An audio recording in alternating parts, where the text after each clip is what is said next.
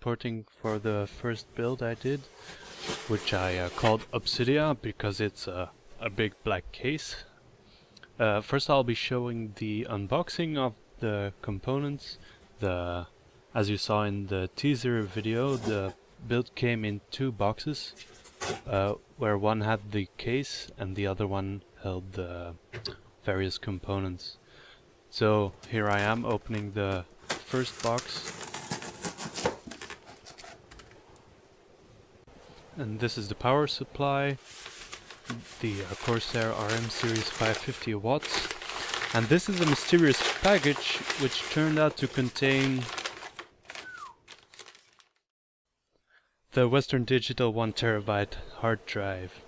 This is the SSD, Windows 8 and the Acer monitor, the light on DVD rewritable unit, and some cabling, some SATA cables and a right angle HDMI cable for the monitor. Next up is the cooling paste and the actual cooling unit and the motherboard from ASUS. The video card is a Radeon 7950 from XFX with 3 gigs of memory and an AMD FX 8320 8-core processor. Now we'll start unpacking the case. A Fractal Design R4, the black pearl without the side window, because I like the monolithic look of the case and I think a side panel can be good, but I personally prefer to have a solid black case.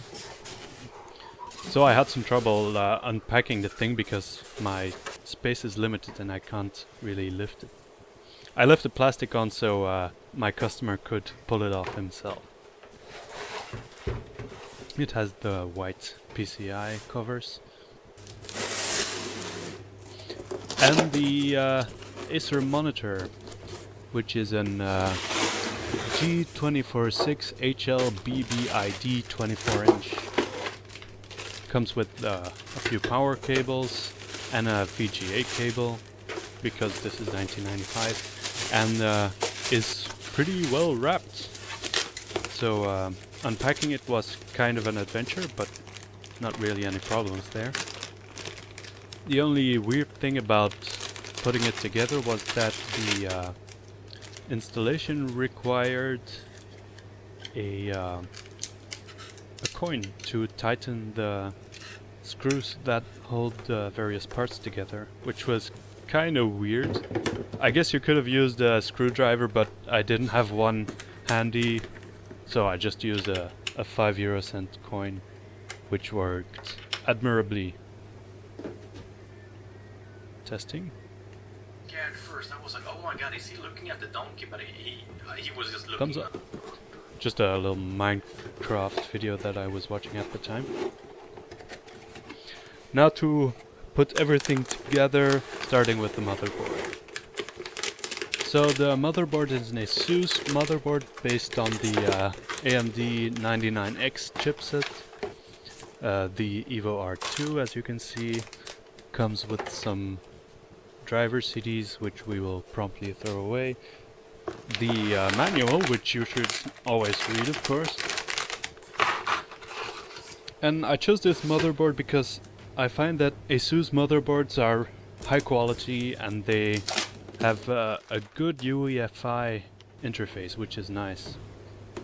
Now to put everything together outside of the box, to perform the dry run on all the components, I just unpacked the power supply and the processor and the RAM, on which I had to wait another 2 weeks. That's why these last two videos have been so far apart, because I had to wait to put everything together. And then I'll just unpack the graphics card and put it all together on the desk for a little run, just, you know, to see if it posts and if there are no DOAs, so dead on arrivals, and if the thermals all work out fine. So now I'll just install the RAM into the two black slots on the motherboard, Now, ASUS has done something interesting with the RAM slots in that they only hinge on one side, the far side in this shot.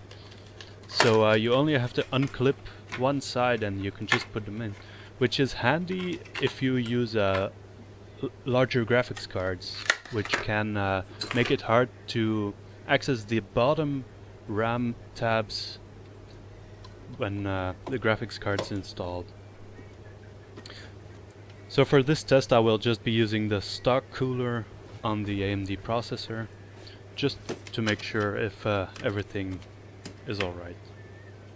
Plugging in the HDMI cable, and then the various power cables. Now the RM series power supplies come with these flat cables, and I don't exactly know if I'm a big fan. I guess they have their advantages. You can more easily lay them flat behind the motherboard tray, but I think they can be bulky as well. As you can see here with the 24-pin ATX connector, it can be kind of a hassle because the cable doesn't follow twists as easily as a round cable would, where all the separate cables are, well, separate. Just plugging in the PCI Express cables there. 2x6 pins for the 7950. You can also see the nice job on the cooler shroud that XFX did here. Now just to short the pins to start it, while my assistant is in the bed.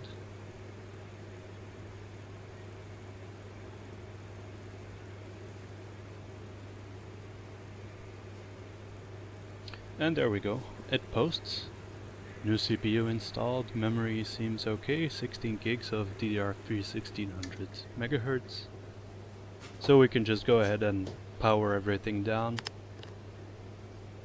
and start installing it to the case. Now I will show you the unboxing of the SSD real quick, but I couldn't film the actual installation of the hard disks and some of the cable management because of the battery dying in my camera.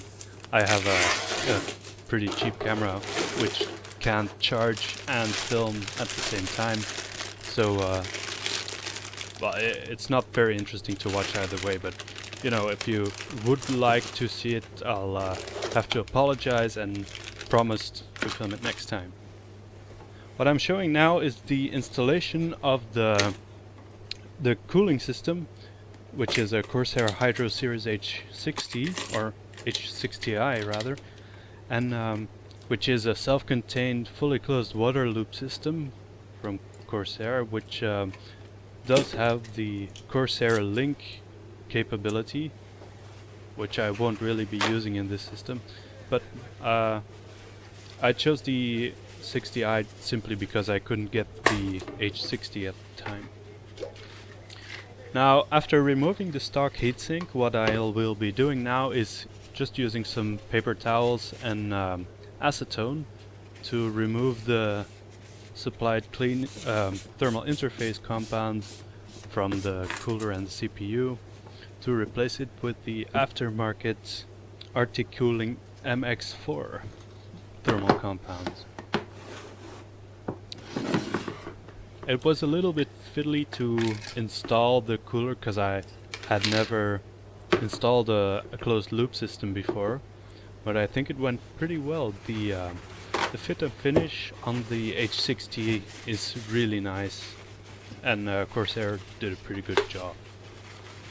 I am not sponsored in any way, by the way, so I just really like this cooler. It comes with a pre-applied thermal compound, so I'll just rub that off and apply the MX4 thermal compound on the CPU. Just a little dab, the size of a grain of rice, as they say. Then we take the metal tab that will hold the cooler in place, the one supplied for the AM3 platform, and just snap it in place. The cooler is actually magnetic, so the So the frame actually snaps into place, which is really handy to put it in the right orientation, even when you would be installing it with the motherboard already in a case, so you don't have to hold everything together while installing it, which is pretty handy because, as you will see, the installation system is kind of fiddly as it is, so it would be a real hassle to have to hold the clip in place as well, but that's not really a problem. I was a little unsure of the orientation of the pump system, but I just put it in the in this position to have the Corsair logo in the right orientation when the motherboard is installed in the case. So now I'll just clean off the rubber hosing, which was a little greasy from the thermal compound, and just get the pump unit as well, make it look all nice and shiny.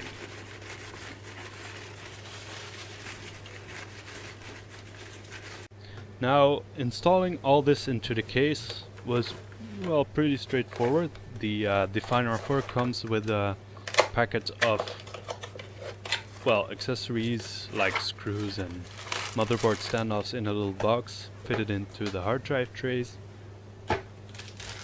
and then you can get all the screws from there. I will be using those screws, not any special ones. They don't serve a special higher purpose, so they're just there to hold the motherboard. And that's what I'll be doing now, just installing those motherboard standoffs with the supplied little nubby thing that fits over the standoff, which is supplied with the case, which is really handy. You can use just a regular Phillips head or flathead screwdriver, or just use your hands. I cut out the process because it's kind of long and boring, so we'll go to the installation of the I/O shield, which is nice and black and has a little insulation thingy. Excuse the head in front of the shot. I only have one camera and I didn't really think too much about the framing. I removed the supplied fan that comes with the case to put in the radiator and fan assembly on the H60. Now I will not be showing this in the video, but I reused the fan in the top slots of the case to provide an exhaust out of the top of the case, because even with the radiator fan, I felt like it wasn't exhausting air quickly enough through the case. There is one intake fan on the front behind the hard drive cages, and I also configured the radiator fan to draw air in, so it always has fresh air. So there wasn't really that much exhaust, except for the incidental exhaust through the vent holes, but I wanted to get some more, so I installed it in the top. Now I'm just putting in the motherboard and the radiator fan assembly with the provided Corsair fan, which looks pretty nice actually. Now I made a little mistake here in mounting the radiator in this orientation with the hoses on the top. You will see there that it doesn't really fit. The side panel on the case wouldn't fit snug if I put the radiator like this, as I am finding out at the moment. So it doesn't really close, so I just unscrewed the radiator and fan assembly, and you can just, you know, twist it about a little, and after you put it 90 degrees clockwise, you can just install the radiator and fan in this way, as I'm showing here, rather clumsily. so everything fits nice and snug.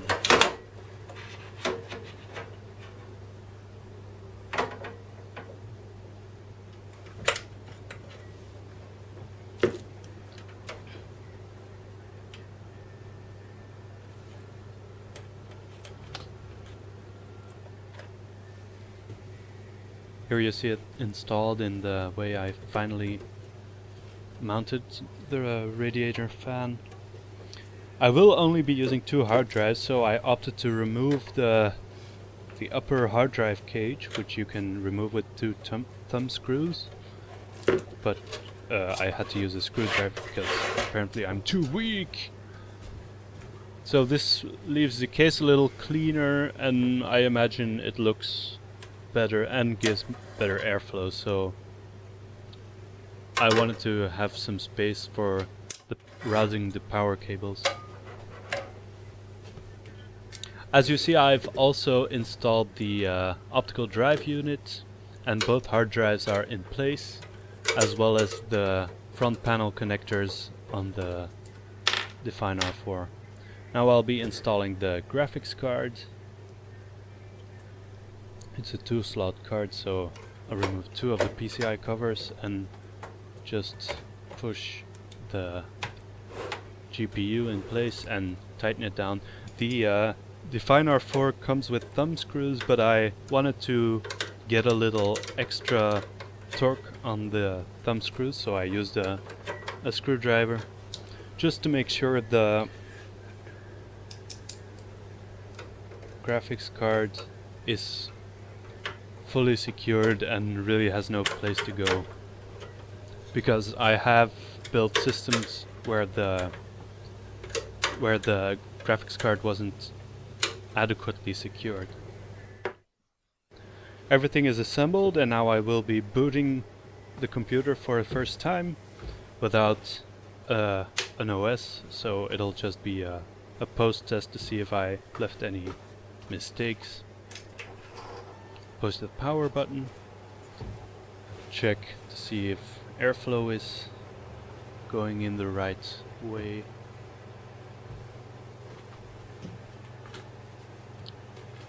And we have a post. Now to check the UEFI. Everything looking good. And that's about it. Thanks for watching, and I hope I'll see you on the next video.